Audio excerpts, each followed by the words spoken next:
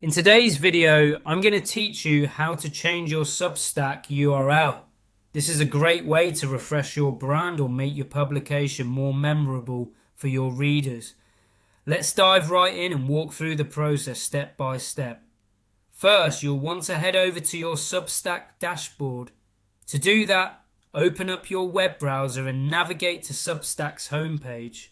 Once you're there, log in with your credentials if you haven't already done so. This will bring you directly to the Substack home interface where you're going to see a variety of options. Next, the first thing you need to do is locate the dashboard link. It's usually easily accessible from the home page.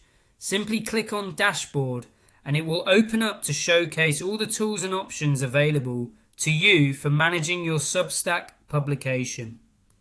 Once you're in the dashboard, the next step is to head over to the Settings section. You'll typically find this option in the menu. Click on Settings and you'll be directed to a page where you can manage different aspects of your account and publication. Here's where it gets a bit more specific. Look for an area labelled the Danger Zone. Now that might sound a bit intimidating, but don't worry. This is essentially where more significant changes can be made, like tweaking your URL.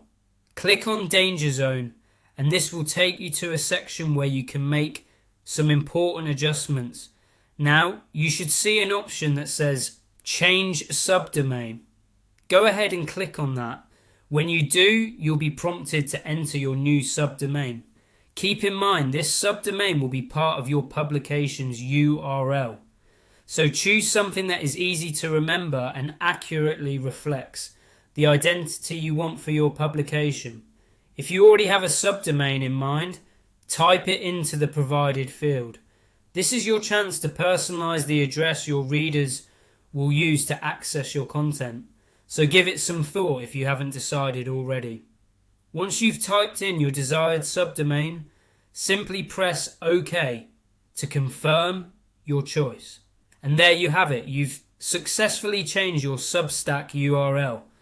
Now make sure to share this new URL with your audience and update any platforms where your old URL might be listed.